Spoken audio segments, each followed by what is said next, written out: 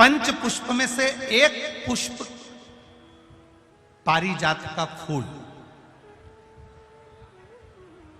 जिसको हार श्रृंगार का फूल भी कहते हैं, जिसको शिडली का फूल भी कहते हैं। पारिजात हार श्रृंगार, मैं निवेदन करूंगा आस्था चैनल से कि पारिजात का जो पुष्प है उसका दर्शन भी आप सभी श्रोता भाई बहनों को टीवी के माध्यम से कराते जाए। जितने लोग टीवी पर कथा सुन रहे हैं, जितने लोग फेसबुक यूट्यूब पर कथा सुन रहे हैं, वो भी इस पारिजात के फूल का दर्शन अवश्य करें। और एलईडियां लगी हुई हैं, उन पर भी आप आराम से पारिजात के फूल का दर्शन कर सकते हैं। पारिजात का पुष्प, हार श्रृंगार का फूल, ऊपर से सफेद, नीचे जो उसकी डंडी होती है वो थोड़ी नारंगी होती है, संतरे के कलर की होती है, नारंगी कलर। महाराज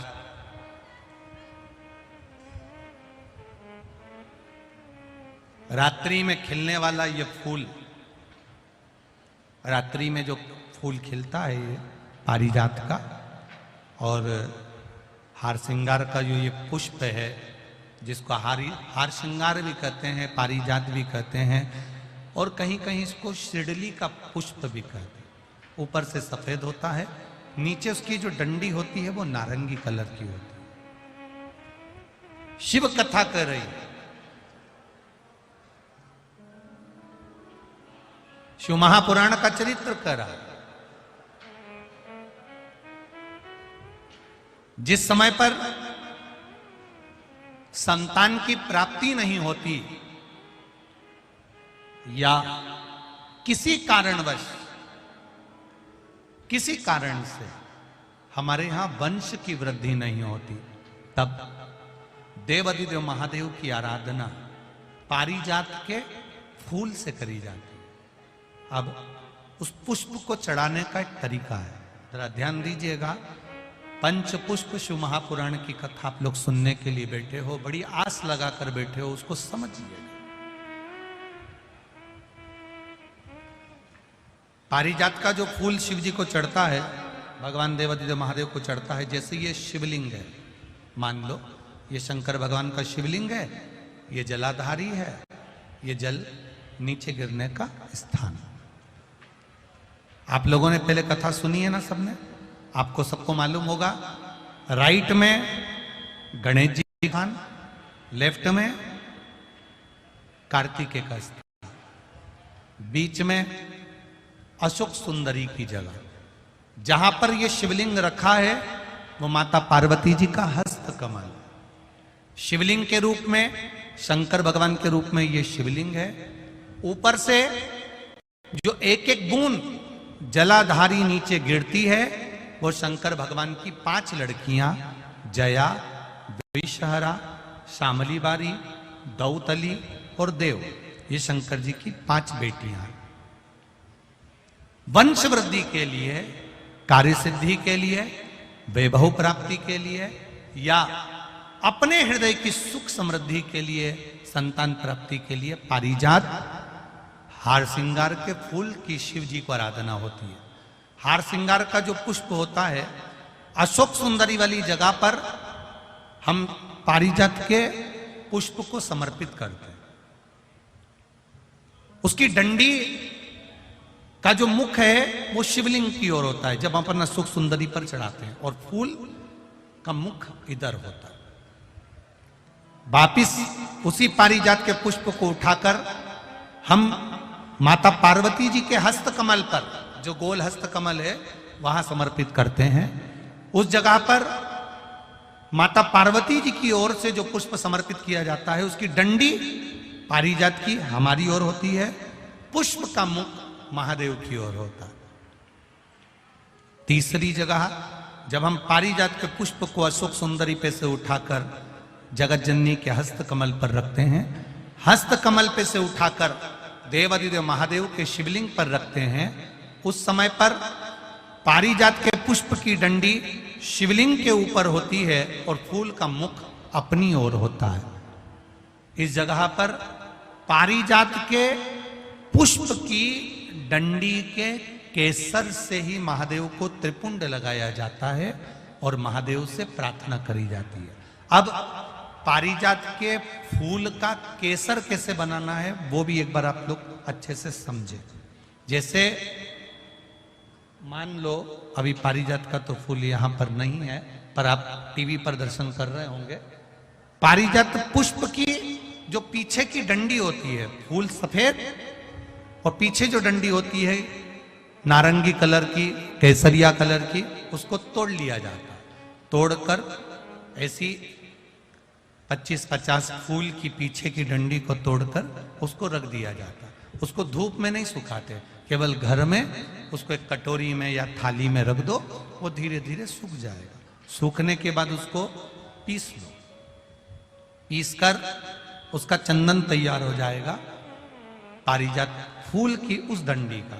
और जिस समय वंश के लिए, सिद्धि के लिए, कार्य सिद्धि के लिए या वैभव प्राप्ति के लिए हम पारिजात का पुष्प देवादिदेव महादेव को समर्पित करते हैं, उस समय इसी को पानी में घोलकर देवादिदेव महादेव को जब आप लगाएंगे तो जैसे केसर घुलती है, केसर का जैसे कलर होता है, केसर जैसी सुगंध करती है, वैसे की वैसे ही ये पारिजात की जो डंडी आप लोगों ने सुखाई है, वही डंडी का जो चंदन बनाया है, शिव जी को लेपन करा है, उस समय पर अपने हृदय की बात आपने जो देवादिदेव महादेव को कही है, बस वही सुगंध हमारे जीवन में आना प्रारंभ हो जाती है। वो पारिजात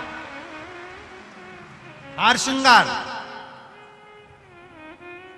अब जरा ध्यान दीजिएगा, हार श्रृंगार के पुष्प, पारिजात का जो पुष्प है, सोमवार की अष्टमी पड़ने पर यदि हम देवादिदेव महादेव की पारिजात के फूल से आराधना करते हैं, स्मरण करते हैं, तो उसका फल भी हमें अधिक प्राप्त होता है। पारिजात का पुष्प, हम तो यहां तक कहेंगे अगर आपके यहां हार श्रृंगार का पेड़ लगा हो, पारिजात का पुष्प यदि आपके यहां होता हो, रात को खिलता है, सवेरे मिलता है, ऐसा पारिजात का अगर वृक्ष आपके यहां लगा हो तो प्रयास करना। 12 महीने शिवरात्रि आती है, बोलो आती कि नहीं आती? आती है ना 12 महीने। 12 महीने शिवरात्रि आती है। कैलेंडर पर एक गोला बनाकर रख देना कि हमको ये शिवरात्रि आई है, हर महीने की शिवरात्रि तुम्हारे ध्यान में रहेगी। एक पारिजात का पुष्प, हार श्रृंगार का पुष्प एक अगर देवादिदेव महादेव को आपने चढ़ाना चालू कर दिया, समर्पित करना प्रारंभ कर दिया, तो आपको पीछे पलट कर देखने की जरूरत नहीं पड़ेगी, महादेव हाथ पकड़ ही रहता। पारिजात का पुष्प शिव को समर्पित हो।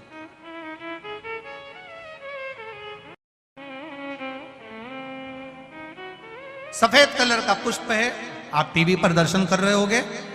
केसरिया कलर की, नारंगी कलर की उसकी डंडी है, भगवान शिव को समर्पित पारिजात।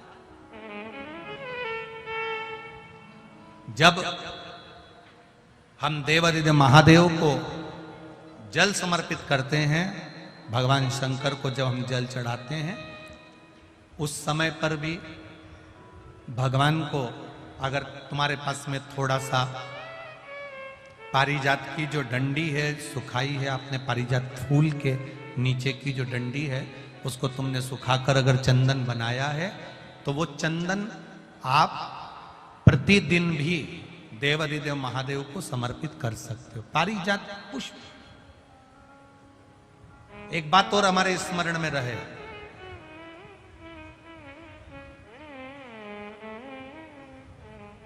भगवान शिव को जो ये 5 तरह के पुष्प समर्पित करे जाते हैं, इन पुष्पों की डंडी जो पीछे लगी होती है, इसको तोड़ा नहीं जाता शिव जी को चढ़ाते समय।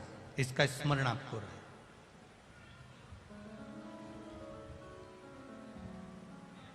तीन शिवालय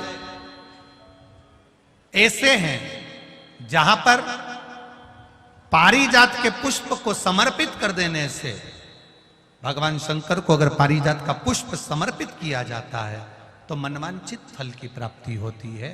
पहला, मां नर्मदा से निकला हुआ कंकर नर्मदेश्वर महादेव।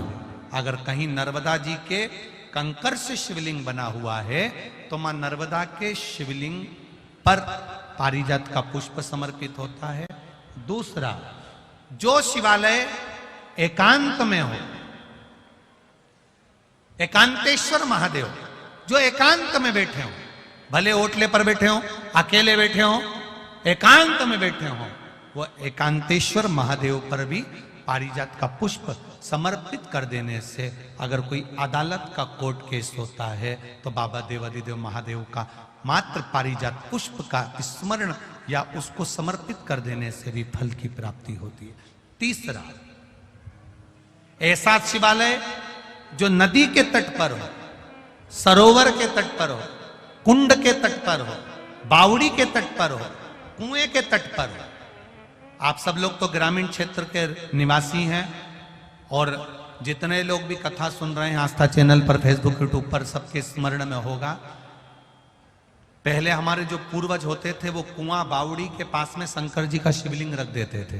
ध्यान में होगा, जिसको स्मरण में होगा उसको मालूम होगा।